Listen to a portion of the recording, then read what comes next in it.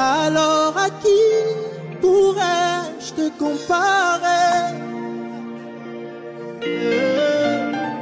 Le prince de vie, Jésus est sans pareil.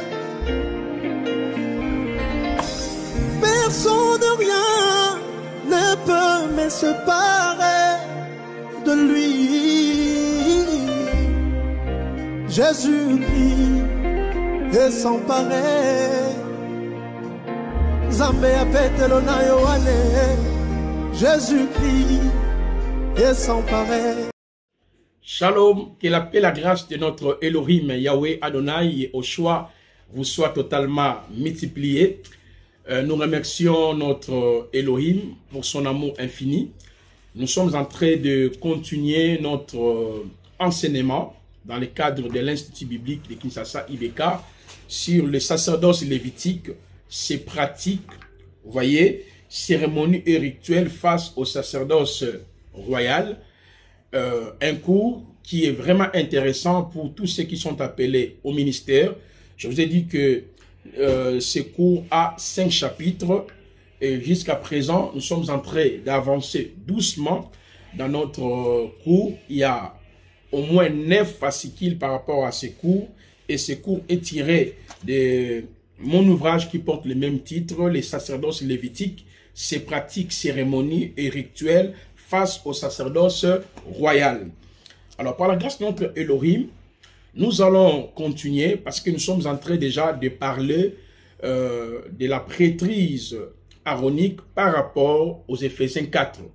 Mais je n'ai pas encore entré dans les détails, mais nous sommes en train d'abord d'expliquer la notion de 5 grâces ministérielles que Yahweh a données en somme dans son Église, les apôtres, le prophète, le docteur, les évangélistes et le pasteur. Avant que nous puissions évoluer pour la leçon que j'ai prévue aujourd'hui, parce que nous allons essayer d'expliquer qui est un apôtre, qui est un prophète, qui est un docteur, qui est un évangéliste, qui est un prophète, afin que nous puissions mieux appréhender la pensée du Seigneur au sujet du ministère. Remercions d'abord Eloah. Père, merci pour ces moments glorieux que tu viens nous accorder avec tes serviteurs et tes servantes. Que la gloire et l'honneur reviennent à toi, Papa. Manifeste ta gloire infinie. Aide-nous, Seigneur, à pouvoir saisir ta parole au début jusqu'à la fin, à ton nom glorieux, notre Adonai Yahushua. Amen. Alors, mes chers frères et sœurs, n'oubliez pas de lire vraiment l'ouvrage. Il y a beaucoup de détails que nous avons, par la grâce d'Elohim, consignés dans notre ouvrage, qui peuvent vous aider à mieux saisir la pensée du Seigneur. Mes chers frères et sœurs, je vous ai dit que les dons apôtres, prophètes, docteurs, évangélistes et pasteurs, ce ne sont pas les dons qu'on reçoit sur la terre. Ce sont les dons que Yahweh nous accorde, n'est-ce pas, depuis le temps éternel, mais sur la terre, ces dons se manifestent par la nouvelle naissance. Ok? La nouvelle naissance active maintenant ce que Yahweh avait déjà donné ou accordé à ses enfants. C'est pour cela que j'ai parlé de la procédure pour pouvoir repérer si réellement le Seigneur vous a appelé à être apôtre, à être prophète, à être docteur, à être évangéliste et à être pasteur.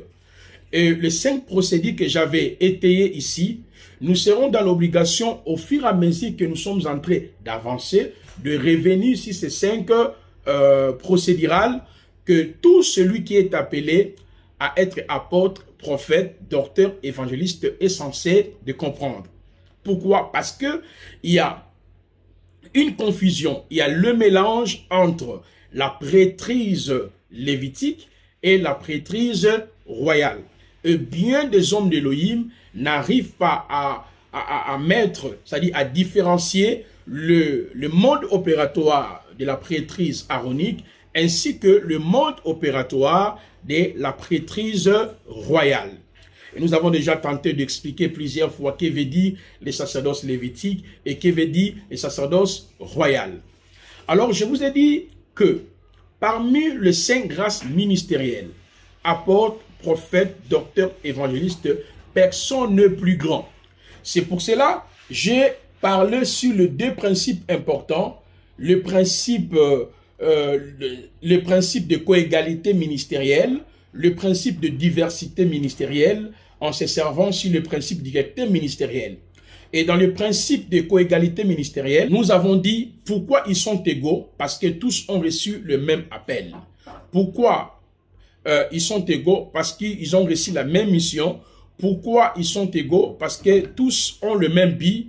Et je parlais aussi sur le principe de diversité ministérielle.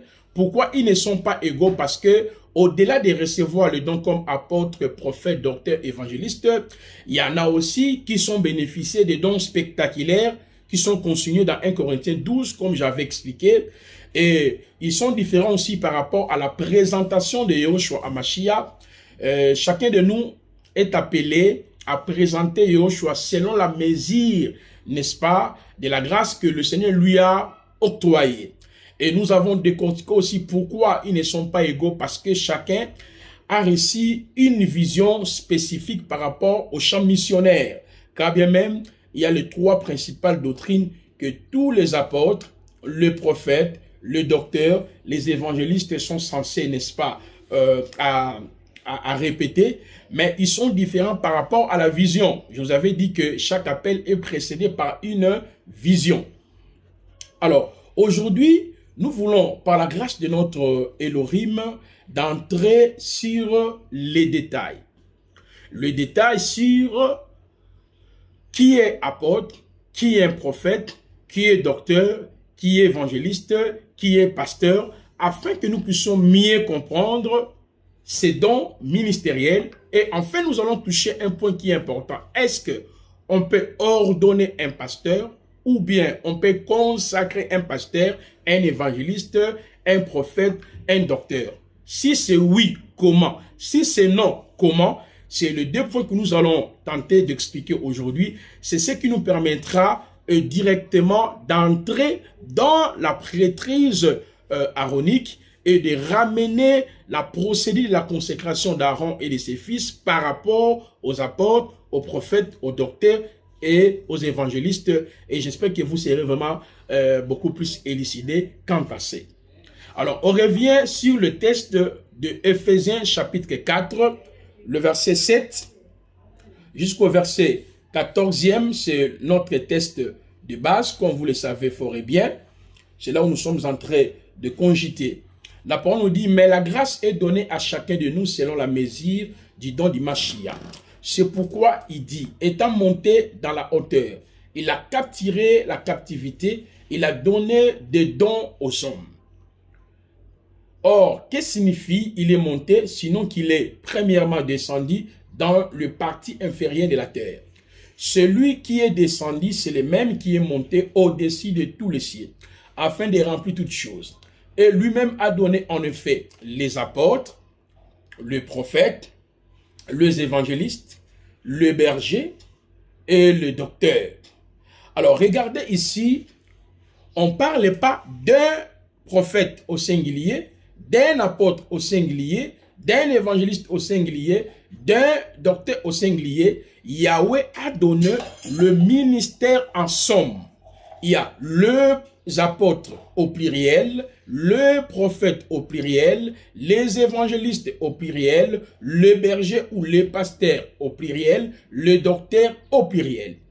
Maintenant, nous voulons expliquer qui est un apôtre, qui est un prophète, qui est un évangéliste, qui est un pasteur, qui est un docteur.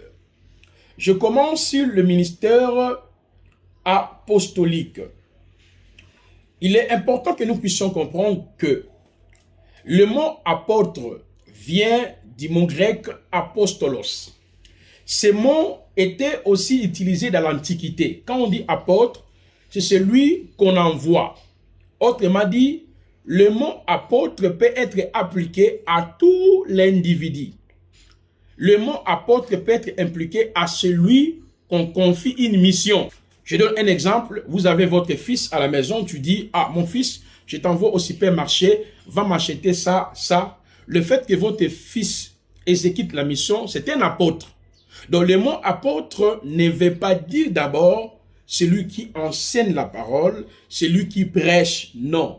Le mot apôtre veut dire tout simplement apostolos, qui signifie celui qui est envoyé comme ambassadeur ou pionnier. Selon Éphésiens 4, dans le texte que nous venons de lire avec vous, lorsqu'on parle de l'apostolat, ça ce n'est pas dans le sens d'un envoyé, la personne qu'on envoie, non. C'est l'apostolat dans le cadre de la responsabilité ou du ministère ou de la fonction que Yahweh donne aux élites. Yahweh donne aux élites pour être édifiés, pour être perfectionnés, pour être équipés, amener les élites à l'unité de la foi, à la connaissance des fils de l'homme, comme nous avons expliqué, les 5 raisons pour lesquelles Yahweh a établi les apôtres, les prophètes, les docteurs, les évangélistes. Donc lorsqu'on dit un apôtre, c'est quelqu'un qui travaille pour ces 5 buts. Perfectionnement des saints, l'édification des saints, l'unité de la foi, la connaissance des fils de l'homme, à l'état d'homme fait, à la mesure de la stature parfaite du Mashiach. C'est celui qu'on appelle un apôtre. Maintenant, le ministère apostolique ou la fonction apostolique implique premièrement l'évangélisation. Si vous prenez Actes chapitre 14, le verset 25. Un apôtre, c'est quelqu'un qui est sur le terrain. Il est dans l'évangélisation pour les salut des âmes. Donc, lui ne peut pas rester en paix. Donc, c'est quelqu'un qui bouge trop. Il est aujourd'hui au Congo, Cameroun, Côte d'Ivoire, n'est-ce pas, Bénin, France, États-Unis. C'est ça, en fait, la particularité d'un apôtre. Mais un évangéliste aussi peut faire ça. Un docteur aussi peut faire ça. Un prophète aussi peut faire ça. Mais la spécialité, la particularité ou la fonction apostolique implique d'abord la conquête des âmes. C'est le fardeau pour l'apôtre. Ça, c'est la première des choses. Et la deuxième des choses, c'est la formation et l'équipement des saints. L'apôtre est là pour la formation, pour équiper le saint. Et lorsque vous méditez dans Actes 11, depuis le verset 25 jusqu'au verset 26, Actes 19, depuis le verset 8 jusqu'au verset, n'est-ce pas, 10, et vous prenez aussi 1 Corinthiens 9, depuis le verset 2e, vous allez voir que la particularité de ces ministères apostoliques consiste à former et à équiper. Un prophète aussi peut former, un évangéliste aussi peut former, un docteur peut aussi former, parce que je vous ai dit que tous ont reçu la même mission, tous ont reçu le même appel et tous ont le même but. Mais chacun a un fardeau, sa spécialité. C'est comme un apôtre, sa spécialité, c'est l'évangélisation, la formation et l'équipement des saints. Et la troisième des choses, à ce qui concerne la fonction des apôtres ou d'un apôtre, c'est l'implantation d'églises. Un apôtre est là pour implanter des assemblées ça et là. Donc il arrive dans un pays, il enseigne la parole, il équipe le saint, il évangélise, il va laisser une assemblée. L'évangéliste aussi peut le faire, le docteur aussi peut le faire, le pasteur aussi peut le faire. Mais c'est lui qui a reçu ces fardeaux, ces poids-là, c'est un apôtre. Donc l'apôtre a une particularité incontestable. C'est voilà pourquoi nous avons dit à chacun, la grâce a été donnée selon la mesure du don du Mashiach. Cela est attaché à la particularité et au fardeau que le Seigneur a départi dans le chef de ses ministres de Elohim. Dans le chef de ses ministres. Et le ministère apostolique aussi est là pour le rétablissement de l'ordre de Dieu. Nous sommes dans 1 Corinthiens 5, à partir du verset 1er jusqu'au verset 7. Le texte nous parle d'un frère qui avait couché avec la femme de son père, et l'apôtre Paul a établi l'ordre. Et même quand vous prenez dans 1 Timothée 5, 19 à 20, donc dans une assemblée où le ministère apostolique est en mouvement, il y aura les respects de la doctrine. Les respects. Donc l'apôtre, lui, n'accepte pas que la doctrine prêchée par les apôtres, l'enseignement prêché par Yahushua, soit altéré. L'apôtre veille sur les respects de la doctrine. Donc, dans une assemblée où le ministère apostolique est en action, c'est difficile que ce dernier puisse violer, n'est-ce pas, l'enseignement qui nous a été transmis par les apôtres. Parce que les apôtres ont reçu l'enseignement de la part de Yahushua. Ils ont transcrit aussi ces enseignements à l'église. Maintenant, l'apôtre est là pour rétablir l'ordre. Rétablir l'ordre, cela veut dire quoi? Veiller sur la doctrine. Veiller sur le fondement. Est-ce qu'on respecte ce que Pierre a dit? On respecte ce que Yahushua a enseigné? On respecte ce que Pierre, Jean, Luc ont enseigné? C'est ça en fait la particularité de ces ministères apostoliques. Et dans une assemblée locale où ces ministères opèrent, le peuple resteront toujours dans les respects de la doctrine qui nous a été, n'est-ce pas, enseignée par nos pères les apôtres. Et le ministère apostolique est basé aussi sur l'établissement de ministères. L'apôtre est là aussi pour reconnaître les grâces ministérielles. Après avoir formé, équipé, évangélisé, établi une assemblée, l'apôtre, sa particularité, c'est aussi de reconnaître, n'est-ce pas, de reconnaître le ministère. De la même manière aussi, un évangéliste aussi peut reconnaître, un docteur aussi peut reconnaître, un pasteur aussi peut reconnaître. Nous allons arriver sur cette procédure-là que nous avons déjà étayée dès le début de ce cours. J'ai parlé de 5 étapes qui peuvent te permettre à découvrir que vous avez été appelé à être apôtre, prophète, docteur, évangéliste et pasteur. Et nous allons essayer par la grâce de Elohim de vous donner beaucoup de détails quant à ça. Et l'apôtre est là aussi pour la défense de la sainte doctrine. Donc, l'apôtre est là pour que la doctrine soit respectée. Dans une église où l'apôtre, n'est-ce pas, opère, le peuple ne peut pas violer la doctrine, c'est-à-dire l'enseignement. Je vous invite de méditer 1 Timothée chapitre 1er, le verset 3 jusqu'au verset 11e, Jude 3, il n'y a pas de chapitre, vous lisez, Philippiens 1, le verset 1er jusqu'au verset 27, 2 Timothée chapitre 4, le verset 7. Donc, l'apôtre est là pour les respects de la doctrine. Vous voyez ça? Voilà, il défend la doctrine, il veille sur la doctrine. C'est ça le ministère apostolique. Mes chers frères et sœurs, un apôtre est reconnu par les sceaux apostoliques, c'est-à-dire le fruit de son ministère. 1 Corinthiens chapitre 9, le verset 1er. Et si vous prenez aussi 2 Corinthiens chapitre 3, le verset 1 à 6. Donc le sceau de son apostolat implique ce que je viens de dire, l'évangélisation, la formation ou l'équipement des saints, l'implantation d'églises, le rétablissement de l'ordre de Dieu, l'établissement des ministres, la défense de la sainte doctrine. Voilà le moyen qui consiste, n'est-ce pas, à démontrer le ministère, n'est-ce pas, apostolique. Alors présentement, nous allons toucher un autre ministère. Il s'agit du ministère prophétique. Le ministère prophétique. Alors, qui est un prophète dans la nouvelle alliance? Mes chers frères et sœurs, écoutez-moi très bien. Je souhaiterais que vous puissiez aussi noter cela parce que c'est vraiment important.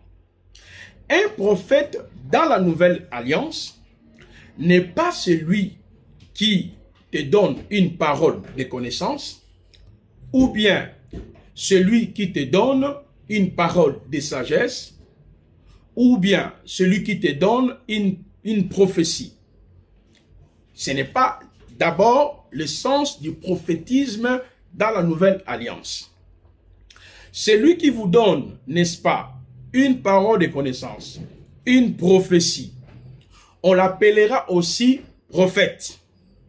Il est prophète d'une manière sporadique. C'est-à-dire, je vous ai expliqué sur le cours la pneumatologie. Le don de la prophétie ou le don de la parole de connaissance. Parce que selon 1 Corinthiens 12, le verset 1 jusqu'au verset 11e, il y a 9 dons spirituels. Parmi ces 9 dons spirituels qui sont répartis, n'est-ce pas, en 3 catégories, il y a le don des révélations. Dans le don des révélations, comme nous avons vu ici ensemble avec vous, dans le cadre de notre cours, nous avons la parole de connaissance et nous avons, n'est-ce pas, le don. Nous avons le don de la parole de sagesse, nous avons le don de discernement d'esprit et nous avons le don de puissance, le don de la foi, le don des miracles, le don de guérison. Et nous avons le don d'inspiration, le don de la prophétie, le don de la diversité des langues et le don des interprétations des langues. Je vous ai dit que ces dons ici, on les reçoit sur la terre. On les reçoit sur la terre après la conversion. Après la nouvelle naissance, une fois vous êtes converti, Dieu peut vous donner l'un de ces dons spirituels. Et ces dons se manifestent par rapport aux besoins. C'est pour cela que je dis, la manifestation de ces dons est sporadique. Lorsqu'il y a un besoin, Dieu peut se manifester à travers l'un de ses enfants, soit à travers le don de puissance, le don d'inspiration ou le don de révélation. Je vous ai enseigné cela suffisamment. Maintenant, c'est lui qui manifeste le don de la prophétie, le don de la parole de connaissance. On l'appellera prophète au moment où il dépose les messages prophétiques conformément à 1 Corinthiens 14, le verset 24, et vous arrivez jusqu'au verset 30. Lisez 1 Corinthiens chapitre 14, le verset 24, vous arrivez jusqu'au verset 30, même jusqu'à la fin. Je paraphrase, on nous dit, lorsque vous vous réunissez, si quelqu'un a une prophétie, a un cantique, a une exhortation, et en ce qui concerne, n'est-ce pas, le prophète, c'est-à-dire ce qui prophétise, et la Bible reconnaît que celui qui prophétise est prophète. Celui qui donne la parole de connaissance, aussi on l'appellera prophète d'une manière circonstancielle. Après avoir manifesté le don, il ne peut pas rester sous ces statuts du prophète, parce que ça risquerait de contredire, n'est-ce pas, la pensée de la nouvelle alliance. Nous avons déjà expliqué toutes ces choses sur la pneumatologie. Mais néanmoins, je vous ai précisé que tout chrétien aussi a reçu l'esprit prophétique depuis la Pentecôte. C'est pour cela nous sommes un peuple prophétique. Nous avons reçu la parole prophétique et nous annonçons aussi les écrits prophétiques ou les messages prophétiques. Mais le prophète qu'on parle dans Éphésiens 4, pour ne pas trop rester sur ce point, je vous renvoie sur le cours la pneumatologie et vous aurez tous les détails en ce qui concerne la manifestation de dons de 1 Corinthiens 12. Nous avons même établi des comparaisons entre le mode opératoire du prophète dans l'Ancien Testament et le mode opératoire du prophète dans la Nouvelle Alliance. Mais ici, je dois justement vous donner une pensée générale. Le prophète qu'on parle dans Éphésiens 4, ok, c'était un enseignant. Il est appelé pour 5 raisons, comme nous avons expliqué. Pour le perfectionnement des saints, l'édification des saints, l'unité de la foi, la connaissance des fils d'Élohim, et à l'état d'homme fait à la mesure de la stature parfaite du Christ. Donc le prophète qu'on parle dans Éphésiens 4, c'est un enseignant de la parole. Il est là pour perfectionner le saint, pour l'édification des saints, pour l'unité de la foi, la connaissance des fils de l'homme, amener les chrétiens à la stature parfaite de Mashiach. Est-ce que vous comprenez très bien? Il est comme apôtre, il est comme docteur, il est comme évangéliste, il est comme pasteur. Donc lorsque quelqu'un se dit dans la nouvelle alliance, il est prophète, on sous-entend que c'est quelqu'un qui a reçu l'appel pour perfectionner le saint, pour édifier le saint. Il est différent avec le prophète de l'Ancien Testament et il recevait les oracles de Yahweh directement pour donner au peuple. Et ils avaient le message particulier, le message que Yahweh a donné à Esaïe, à Michée, à Bakouk, à Naoum, à Abidias, tous ces prophètes-là. Ils recevaient des messages particuliers dans le but d'édifier le peuple d'Israël.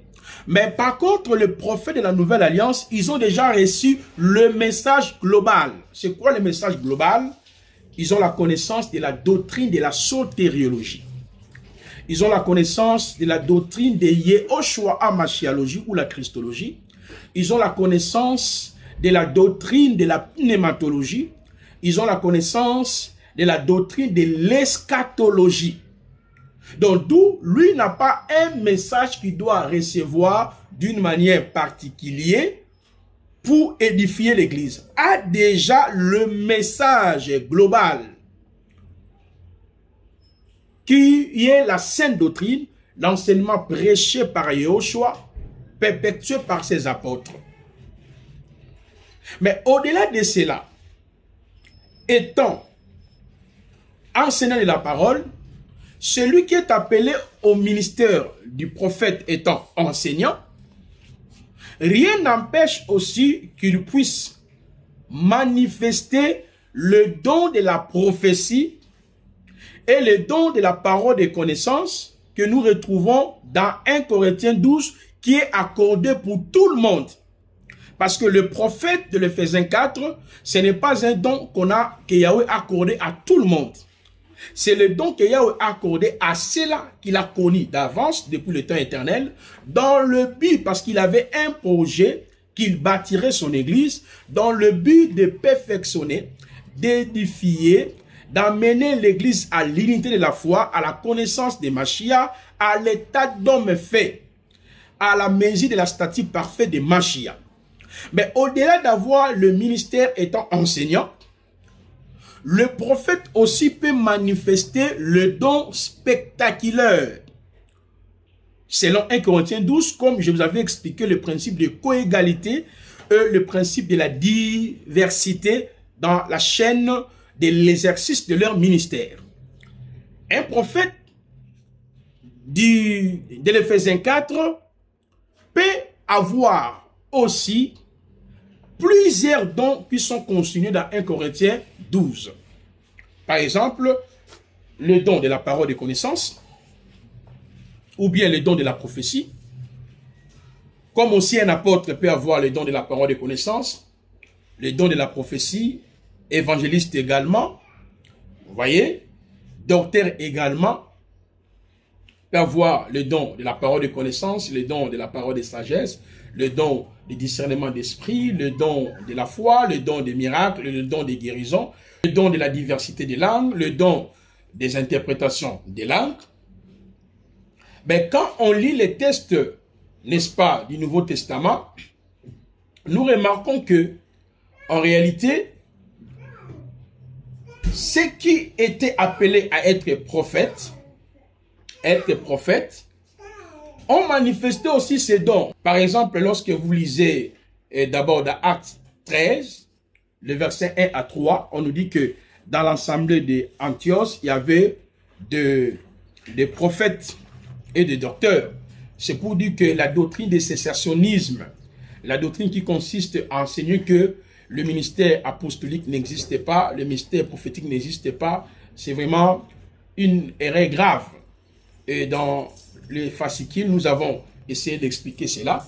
Et Acte 13 nous montre clairement que dans l'ensemble d'Antioche, il y avait des prophètes. En titre d'exemple, ce n'était pas seulement le prophète pour le perfectionnement des saints, l'édification des saints, l'unité de la foi, la connaissance des fils d'Élohim, mais il manifestait aussi le don spectaculaire.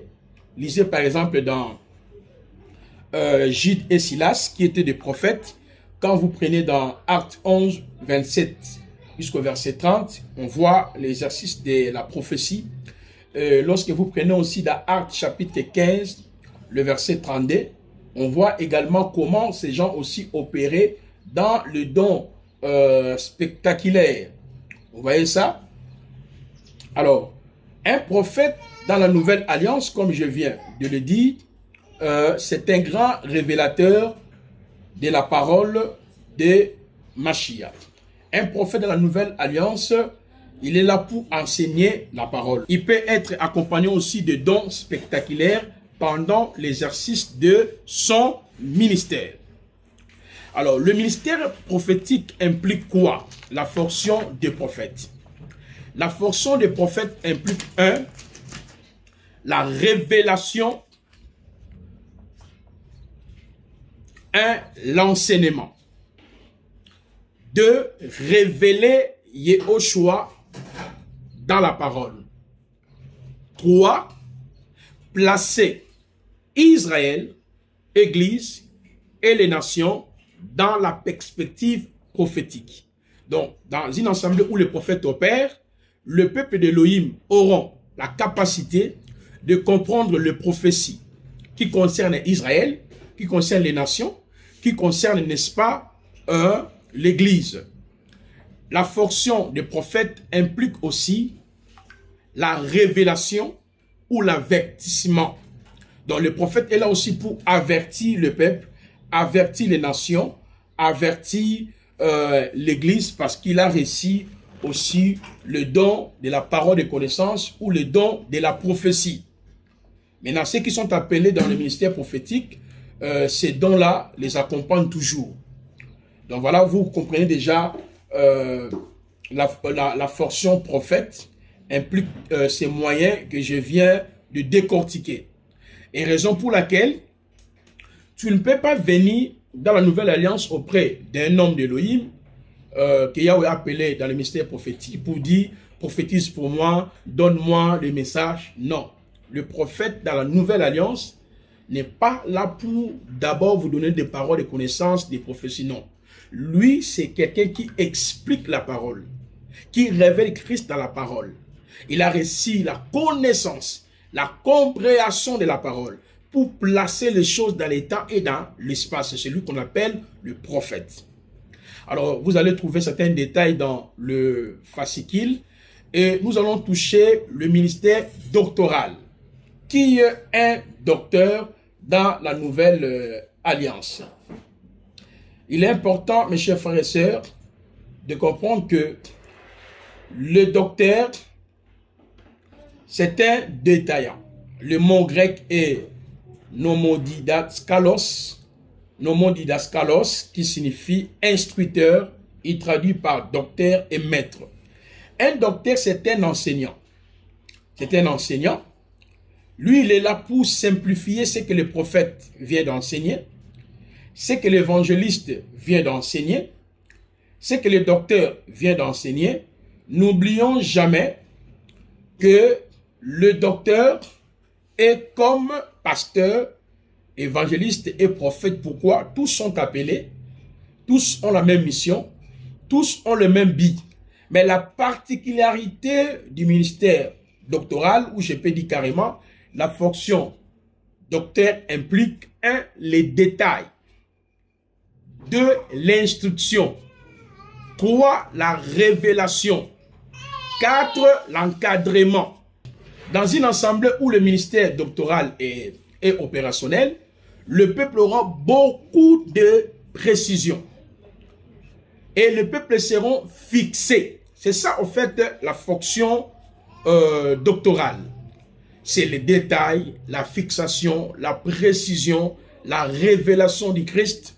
Donc, c'est un ministère qui répète les autres ministères, c'est-à-dire, un docteur est là pour prendre ce que le prophète a dit, afin de les rendre explicites. Pour prendre ce que l'apôtre a dit, pour prendre ce que l'évangéliste a dit, pour prendre ce que le pasteur a dit, Et quand lui l'enseigne, vous avez beaucoup de précisions et il touche aussi beaucoup de points afin d'éclairer le peuple d'Élohim. Et dans l'église déjà de Yerushalayim, il y avait beaucoup de docteurs qui enseignaient la parole de Yahweh. Et parce qu'il expliquait avec des détails, si vous prenez Actes 13, le verset 1er à 3, et donc voilà, là c'est de l'assemblée d'Antioche, et vous prenez aussi Actes 19, verset 9 à 10, on voit comment les apôtres travaillaient et ce ministère s'est manifesté puissamment. Alors nous allons passer pour prendre le ministère évangélique. Le ministère évangélique. Dans nos assemblées, nous avons une confusion. Tu verras, on a l'habitude de dire, bon, le frère n'est pas encore pasteur, il est évangéliste, et puis il deviendra pasteur. Et vous verrez même, il y en a qui parlent de berger, il est encore berger, mais il n'est pas encore pasteur. Voilà, on ne m'a pas encore consacré comme pasteur, je suis encore un berger. C'est une confusion. Le ministère évangélique, c'est le ministère du corps, comme apôtre, comme pasteur, comme docteur, comme évangéliste.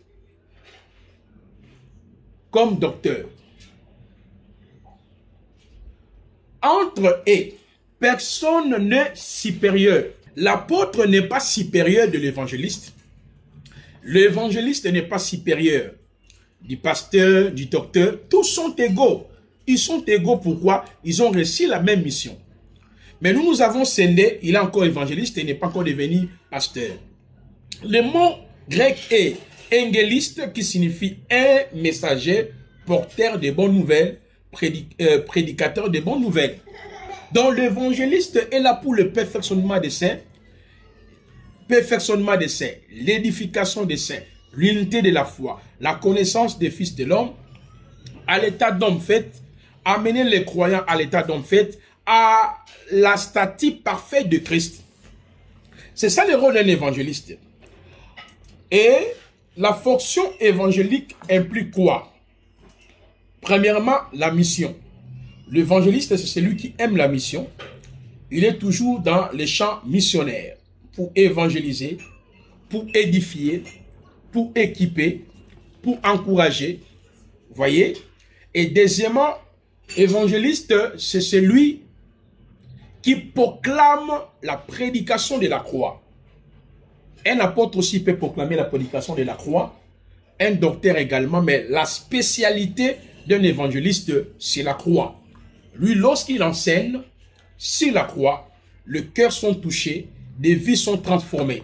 Il aime, n'est-ce pas, présenter la croix. Sa spécialité aussi, c'est gagner les âmes. Un évangéliste est là pour gagner des âmes. Il travaille pour la conquête des âmes. L'évangéliste est là aussi pour la formation des disciples. Donc là où il y a l'évangéliste, vous allez voir, il y a la mission, la formation, présenter la croix, gagner les âmes. Et le ministère évangélique est toujours accompagné aussi par le don spectaculaire. Et tout celui qui est appelé à être évangéliste, les dons spectaculaires accompagnent les évangélistes. Parce que, je viens de vous dire que sa spécialité, c'est de présenter la croix, c'est de démontrer la puissance de la croix, des lèvres achevées et des lèvres accomplies. Donc c'est un ministère qui manifeste de signes et de prodiges parce que le champ de la concentration de ce ministère, c'est la croix, c'est l'évangélisation et la formation des disciples. Et enfin, il y a le ministère pastoral. Le mot grec est poimen qui signifie berger. Donc un pasteur, c'est un berger. C'est un berger. Et donc voilà. Est-ce que dans la nouvelle alliance, quelqu'un qui est berger, il peut devenir pasteur? Ça n'a aucun sens. Berger ou pasteur signifie seulement en grec poimen, qui veut dire pasteur ou berger. Mais regardez dans la confusion, elle est encore bergère, il est encore berger, mais il n'est pas encore pasteur. Donc peut-être il deviendra pasteur. C'est la confusion. Pasteur ou berger, c'est la même chose. Donc, celui qui est appelé au ministère à être, n'est-ce pas, pasteur, vous devez comprendre que a reçu la même responsabilité comme docteur, évangéliste, prophète et apôtre. Et la particularité ou la fonction pastorale implique l'évangélisation. Le pasteur est là pour prendre soin des âmes. Donc le ministère pastoral veille sur le troupeau. C'est ça le but d'un pasteur. L'évangélisation, les troupeaux. Le ministère pastoral, c'est un ministère répétiteur. Le pasteur est là pour répéter. Il répète les prophètes, il répète les docteurs, il répète l'évangéliste, il répète les 4 autres ministères, il donne des précisions claires dans l'assemblée. C'est ça le rôle d'un pasteur. Donc il est là pour pouvoir répéter les autres. Et le ministère pastoral est attaché aussi, n'est-ce pas, aux signes et prodiges et miracles. Comme il est le berger, il est le pasteur, Dieu accompagne toujours ces ministères-là par des signes, des prodiges et des miracles. Et là, nous arrivons à la fin de notre enseignement. Pour aujourd'hui, on a compris que les 5 grâces ministérielles sont égaux, mais il y a une particularité que chacun a reçue. L'apôtre est là pour poser les fondements. Le prophète est là pour révéler Christ. Le docteur est là pour enseigner Mashiach dans les détails. L'évangéliste est là pour ramener, pour convaincre les hommes que la croix est le seul chemin par lequel vous pouvez revenir à Dieu.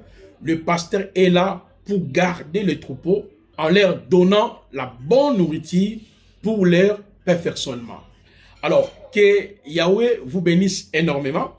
Nous allons nous retrouver demain à la même heure. Nous allons expliquer le ministère séculière. Le ministère séculière, mais avant de toucher le ministère séculière, qui est diacre, qui est évêque, qui est ancien, le ministère qui accompagne les 5 grâces ministérielles, mais je commencerai d'abord sur est-ce qu'on peut consacrer un pasteur ou ordonner un pasteur, et jusqu'à ce que nous allons finir avec ça, je vais toucher le ministère séculière et le Seigneur nous fera du bien. Prions. Merci Adonai Yahushua Hamashiach pour ce moment glorieux que tu viens de nous accorder avec tes saints. L'honneur et la gloire revient à toi. Parle-nous, guide-nous à ton nom glorieux, notre Adonai Yahushua. Amen.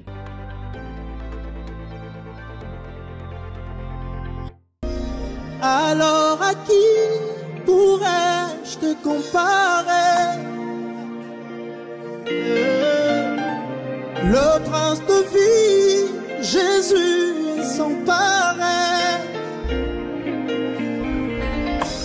Personne de rien ne peut me séparer de lui. Jésus-Christ est sans pareil. Zambé apetelo na yoane. Jésus-Christ est sans pareil.